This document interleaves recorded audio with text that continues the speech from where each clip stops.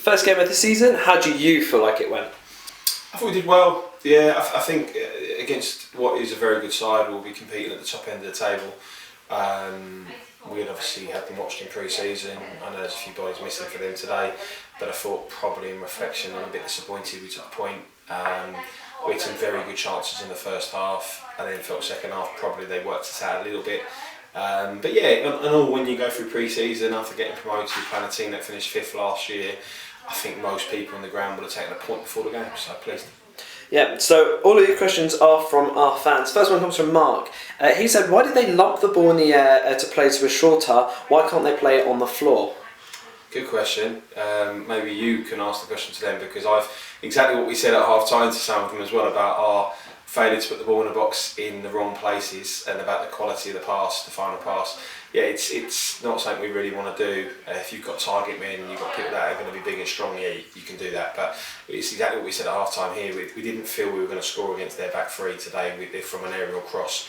We wanted us to be a bit more inventive, which I thought was a little bit in the second half, but still, you know what I mean, we just got to be a bit more patient in the final third, so it's a valid point. Yeah, thank you. So Jim asked, where's George Moore? Can you give supporters more info on this? Yeah, so George unfortunately had a slight twinge on Thursday at training, so right at the end of the session he pulled up with a hamstring twinge. We precautionarily didn't involve him today because he would have been high risk. We just spoke to him now. It's probably touch and go for Monday, but we're very much aware that this is a marathon, not a sprint, and George pulls a hamstring, he's very important for us and we'd lose him for a long time, so yeah, he was unfortunately injured today.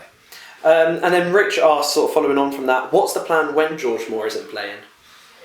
Yeah, well, I mean, players have got to turn up. I mean, today, going forwards, is probably where we've had the chances. I thought Rio, he's got man of the match today. We've got to be very patient with Rio. He's a young player, he's played step 4 or 5 last couple of years. It's not where he's actually playing, it's not a natural position for Rio. So to get man of the match on his debut for the club, I think is important. I think other players who have come to the club have to step up and take that mantle, because it is a lot of pressure for George, and I think one of the key things that we've recognised is we need goals around the team. You can't rely on George like we did last year for a certain period of time. So.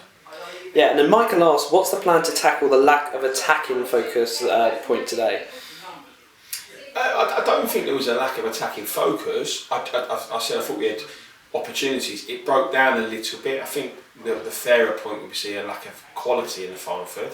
I felt we were punished. There was a couple of chances where we were a little bit lazy in our approach in the final third, and we want to score goals. We scored lots of goals last year. We were one of the highest scoring teams last year, and the only way you're going to do that against better teams is keep hold of the ball in the final third longer, and I felt sometimes we just turned it over too quickly, and also it's going to cause you a problem because on the counter, which happened a couple of times today, you're always going to cause yourself a problem because there's quality on the pitch. So I think it's more about the quality than the kind of what we're setting up. We're very brave to want to go and get bodies in the box and score goals. There's no change of our approach from last year when we scored 10 against Leatherhead. So it's the same process. It's just about getting the balance right between the defensive units and the attacking units. And then final question from one of our young fans, Tommy. He said, since you've been promoted, where would you like to see the team end up in the table and in the long run? I think if you're being realistic, I think it's a big step up. The club want to be at this level next year. Us as management staff, when we started last season, we didn't expect to get where we finished, and I think what you do is you review it as you go along. I think once we get 6 to 8 games in this season, we're playing Dorchester today, who finished the playoffs last year. We're playing Bracknell on Monday, who are one of the fanciest teams to have a go at trying to win it. If we get to those 2 games and we manage to hold our own, we then can review whether we can kick on a bit further than we thought we might. We know the group's not probably right yet. We're probably still 2 or 3 players short.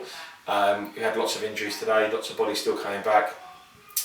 So again, if you said this morning with the amount of people out today and the amount of people missing, would I take the point against Dorchester? I would do. But yeah, we're ambitious. We want to push the club on as far as we can. But the key thing is we don't want to end up coming back down to step 4. This club deserves to be at step 3 as a minimum.